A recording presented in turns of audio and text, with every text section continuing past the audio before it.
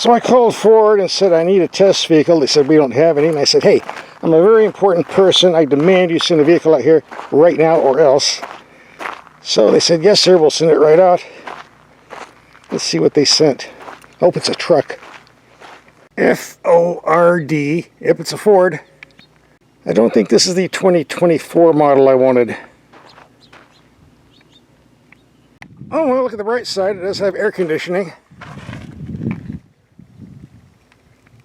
Looks like Ford's sending us another Mach-E electric Mustang to drive. Been a while since I had one. Let's take a closer look at this price sheet and see how much it's going to cost. Not many options here, just $8,600 more for the extended battery, which bumps up the range from a claimed 250 to 306 miles, and horsepower from 311 to 346. And since that's the only option, everything else is standard. There's the total tab. I'll save you the trouble doing the math in your head. Here's the electric vehicle EPA rating, which never made much sense to me, but if you understand it, here you go, you can read it. And here's a safety rating, such that it is for those who are concerned about things like that. And here's where it's made. I think that's Mexico. Correct me if I'm wrong. We also tested some other Ford performance vehicles, like this Raptor R with the big V8, the Maverick Trimmer, and the Bronco Raptor.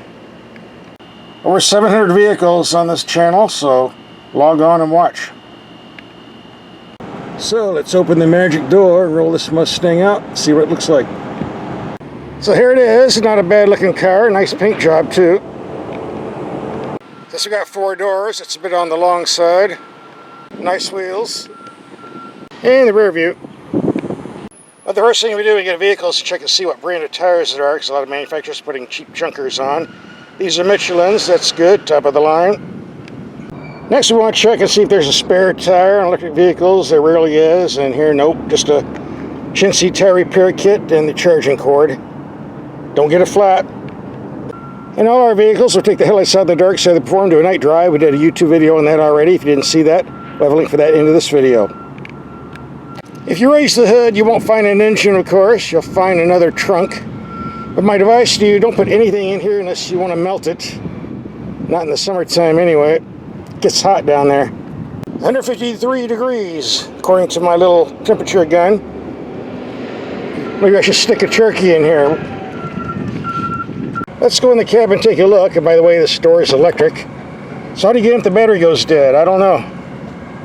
Haven't had that happen yet. By the way, this has a glass roof. A permanent glass roof. There's no shade cover to come out. It does a pretty good job reflecting the sun, despite the fact it's 114 degrees out. The glove box has lots of room inside. Instead of a shift stick, which I'm glad is gone, I do not like shift sticks, they're obsolete. A push button or a dial is far better. Push buttons are the best of all, but I can handle a dial. They don't take up any room. And we got kind of a skinny gauge cluster here, but here's where you get your miles. Now all of your information and functions are on this big screen. Personally, I don't like these things. In fact, usually I hate these things, but in all fairness, this one's pretty easy to use, so I'm not going to complain. This is the volume for the radio, but if you press this fan speed button, it turns to a fan speed control. And here's all of your trip information. I started off at 299 miles, but in 10 miles of driving, I've lost 29 miles of range with the air conditioning on full blast, so it'll be very interesting to see if I get the full 300 miles I got when it was fully charged. Alright, let's go out and do some driving. Part 2 of the video, show and tell is over. The power steering, kind of dull and rubbery, but it's an electric car, what do you expect? I don't think the average person will complain. Like we did in all of our tests, we're going to take some mild speed humps around 15 miles per hour. See how the suspension performs and impact. Here's bump number 1. Very smooth. Take another one at 20 miles per hour. Still smooth. Now the big nasty one. Yeah, I felt it, but it was still comfortable. Nice impressive ride thus far. If you have the need for speed, the Mach-E GT Mustang is supposedly pretty quick at 0 to 60 in 3.8 seconds. This one's claimed at around 5 seconds, or 4.8 is the quickest I've observed. Reading, that is. I haven't timed it yet. Let's give it a go.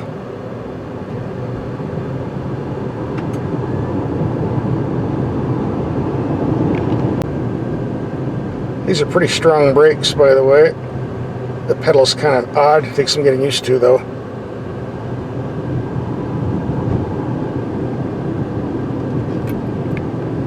By the way, I forgot to show you the camera system, which is very nice, good clarity.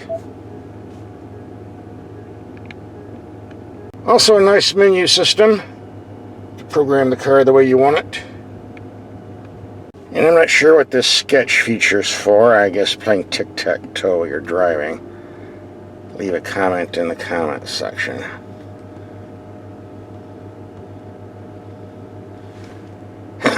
What is this thing? Looks like I need to read the owner's manual.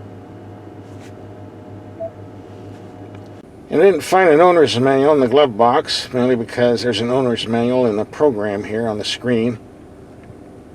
Pretty simple to use, too.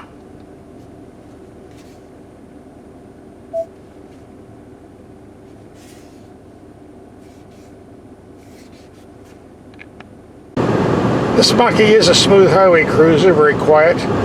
Of course, there's no engine. Why wouldn't it be? The wind noise is low and the ride is comfortable. Great for long trips until you start running out of juice and you have to recharge. And this brings up the issue of range. Supposedly it's just over 300 miles on this extended range battery. And keep in mind, number one, it's extremely hot out this week. Temperatures 114, 116 degrees are the norm.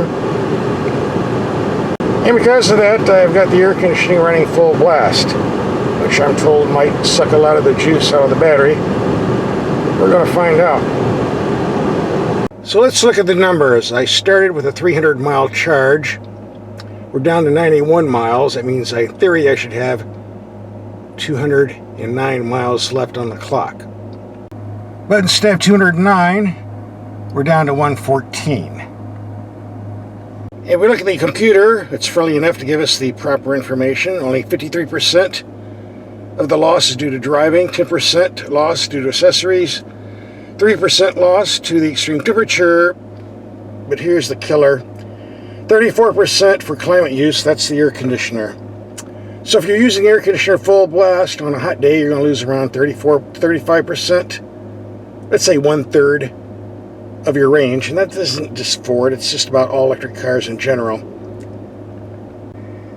That would put our 300 mile range down close to around 200. In the wintertime, electric cars lose about half their range on a very cold night, especially if you're running the heater. Again, that applies to almost all electric vehicles.